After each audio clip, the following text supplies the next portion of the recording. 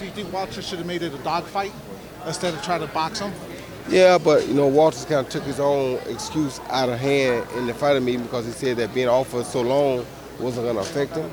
And you know it's going to affect him. You ain't fought in 342 days. It had to affect him. So for him, it was hard to make it a dog fight too because his time and his rhythm has to be off a little bit. Maybe not a lot, but it has to be off some because you haven't fought. And now he understands that, but it's too late because it's after. So, Roy, who's number one pound-for-pound fighter now? We've seen Ward last week. We've seen Like Loma I said, right now. I'm going to go 1A and 1B. I'm going to go 1A is Andre Ward, and I'm going to go 1B is Lomachenko because Lomachenko hasn't had the opportunity to fight the opposition that Ward has faced. And you can put Kovalev 1C because that fight could have gone either way last week. So you can have 1A, 1B, and 1C because all three of those guys deserve to be at the top of the pound-for-pound chart, except that Lomachenko hasn't had the opposition to prove it in the ring the way the other guys have. So who's next for Lomachenko? Roy Jones Jr., if you had to pick a good If it were me, if it were me, I'm going to go tell him come back down to 126 and meet Rickendall. That would be epic. Barum said he'd like to see him fight Salido. I don't give a damn what he said. You want what I said. Right, but what do you think about Salido getting that revenge on that one loss? He's not going to beat him no more. Salido won that time because Lomachenko didn't understand. He taught Lomachenko the professional game. I don't think he'll beat him again. I mean, it's a great fight for him to have because he want to avenge that loss, but I don't see Salido beat him a second time. He could surprise me because Salido got the right style, but I just don't see it happen. What does he do well in the ring, Roy? Everything. He do everything well. Does he have to move to 135? There's a lot of fights. No, he don't. He right where he is. A lot of fights right there around him. How bad is Nicholas Walters' reputation after tonight? Because he looked like he quit to me. I don't know if he did. Well, like I said, you have to factor in all the factors that led to that. One of the factors was he ain't fought in 344 days or 342 days. You know what I'm saying? So you have to factor all that in. Everybody always want to take and choke a guy because he gives up or something like that happens.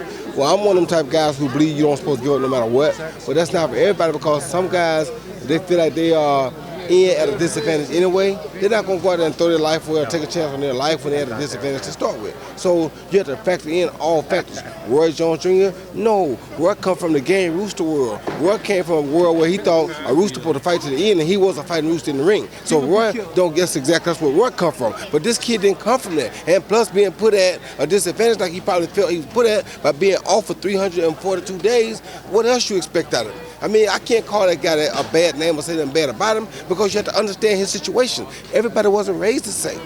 Everybody don't come from the same background. And he did not get an equal opportunity if they allowed Lomachenko to have fights and him not to, and then they put him in against Lomachenko. That's not having a fair opportunity. So you can't blame him for quitting when he realizes that, you know what, I don't have a chance tonight. Why would you not stop? You gonna go out there, he don't want to get knocked out on TV. I'm the only fool that don't care about getting knocked out, but he didn't want to get knocked out on TV. You feel me? I don't give a damn anyway. Hey, Roy, I got a question, my brother. Oh, no, Now, see, the thing is, they can pay me $1 and not fight for 2 years, but I'll never ever quit. Now, what make that? What makes a person to be able to make that type of decision? Like I just said, you and I both come from a world where you from the Philippines. You know, we're game bred. Yes, sir. And being game bred, we fight to the finish.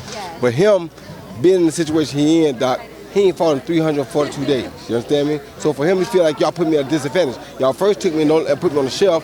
Don't let me fight to keep up with him. So now, after I ain't fighting, y'all want to stick me with the best fighter in the fight right now. And it's kind of crazy. So now I'm at a complete disadvantage. I can't hit him. He can hit me anytime he gets ready. I'm not going to get embarrassed and get knocked out on TV. That's his way of thinking. That's not me and your way of thinking.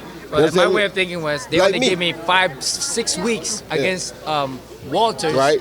And he dropped me, but I said, you know what, I ain't never gonna quit. Exactly, and I'm the same way. I just told him the same thing. Y'all must have forgot. Exactly. Who knows me on that? Roy Jones, baby. We come from the same school, you know what I'm saying? We don't understand that, but you know. Yes, sir. I love you, man. Always, baby. You know that. Always. Yes, sir. Roy, what do you tell Andre Ward out of all the criticism he got this week? What do you tell him as a fighter friend? Keep your head strong. Don't worry about nothing nobody say, including me. You got the decision. You deserve just what anybody else could deserve because it was a close fight. You did a great job. You persevered. You came back.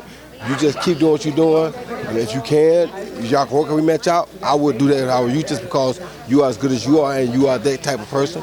However, I wouldn't really be stressing nothing because right now, you didn't take the belt. You didn't call that decision. They called the decision. Ain't your job about the decision. You do what you do. You want to fight, that's what you're supposed to do. Roy, what do you think of Kovalev's chances in the rematch? A lot of people feel like because Andre's brain and his ability to adjust, he doesn't got much of a chance in a rematch. That's not true. This man got power to knock anybody out in the first 5 rounds. So how can you not say he doesn't have a chance? And he can also outbox people for the first 5 rounds because he's fresher.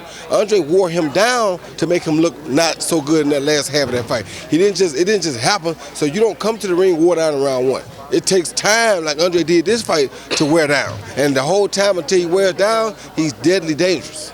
Andre's probably going to be a little more cautious than he was in the first 6 rounds of the first fight. Well, right? we don't know that. If he's smarter, he may be cautious, but he also might come out and say, you know what, let me jump on him earlier so I don't give up them first 3 rounds. Then I got a better chance of either winning the decision or getting him out of there. Would those guys have been a good fight for you? Anybody would have been a good fight for me because I'm going to make you a good fight. You could have been a bum, I'm going to make you look like a good fight because I know how to go in there and entertain people and make it look good. You see a little bit of yourself in the streets tonight, Roy? A little bit. Yeah.